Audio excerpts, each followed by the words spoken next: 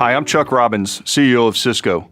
I'm sorry that I'm not able to be with you all as you celebrate tonight, but I know you're going to have a great time honoring the incredible achievements of the nominees and award winners. At Cisco, we've been lucky to have some of the best women leaders in the technology industry. In fact, I'm proud that we have one of the most diverse executive leadership teams in the industry, but there's still so much we can do. We have worked hard on developing a highly inclusive and collaborative culture that will enable us to unleash the diverse perspectives and potential in all of our employees. We're also working to elevate the role of women at all levels of the organization. I do believe that we're more connected, more innovative, and driving more value to our customers now than ever before. But I'm excited to see us do even more in the years ahead. Cisco is proud to sponsor the YWCA Women in Industry Awards. In the last few years alone, over a dozen of our women leaders have been honored as recipients of the Tribute to Women Award, and we couldn't be more proud of their achievements. Congratulations to all the nominees and award winners, and I hope all of you have a great time tonight. Well, earlier in my career, I was offered an opportunity to head up a new division focused on consumer digital entertainment, which was in its infancy. It felt really exciting, but it also felt super risky. I'd be stepping down from a vice president role to a director and building a team from the ground up in a totally new area. In the role, I was able to flex my creative muscles. I was able to build some great sponsors within my organization. We brought in a diverse talent and created a new work environment that had a feel of a startup.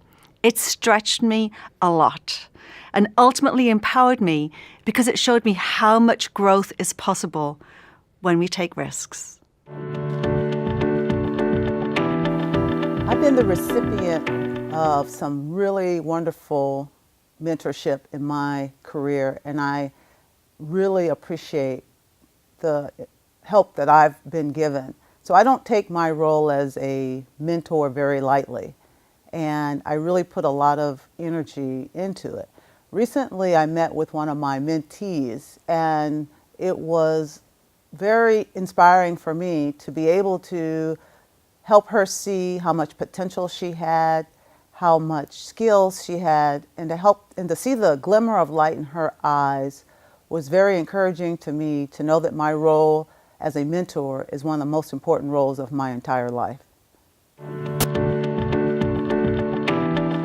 Team Mom is an employee-led program providing opportunities to connect with local communities through fundraising, volunteering, and sharing of our skills and knowledge. It is my pleasure to lead an amazing team in crafting our very first San Jose Volunteer Week. During that week, we supported a variety of organizations such as San Jose Tech Museum, Raising a Reader, and Sunday Friends.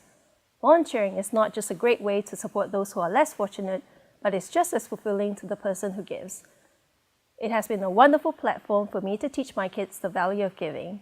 They're always there to give me a helping hand, whether it's creating marketing materials, sorting or packing all those holiday gifts and backpacks. I'm thankful to ARM for the opportunity to make a difference.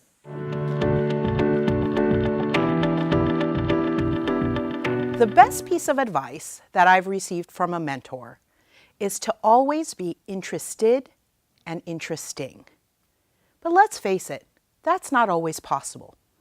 So for those days where you cannot even imagine being either interested or interesting, I have two power moves for you to keep in your arsenal.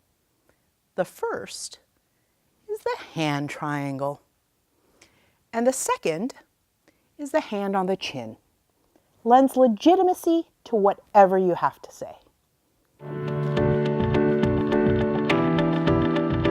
Last year, my husband suffered a traumatic brain injury, and obviously it was a very difficult time personally. I had to take time off to help him with the recovery.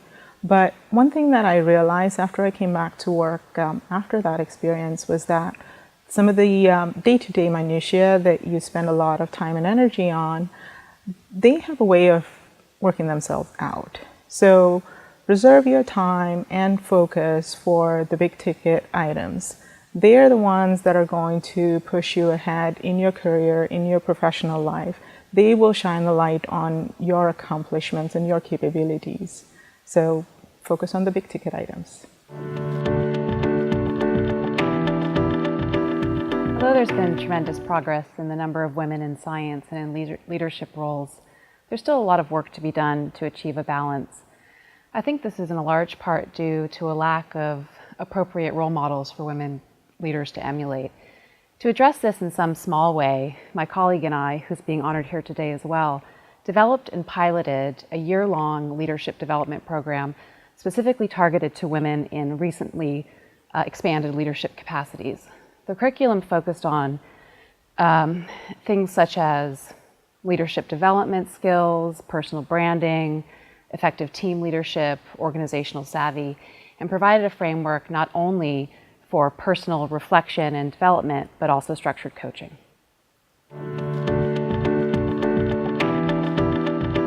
On the topic of mentoring, every fall I volunteer my time interviewing high school students who have applied for college admission to my alma mater, Brown University.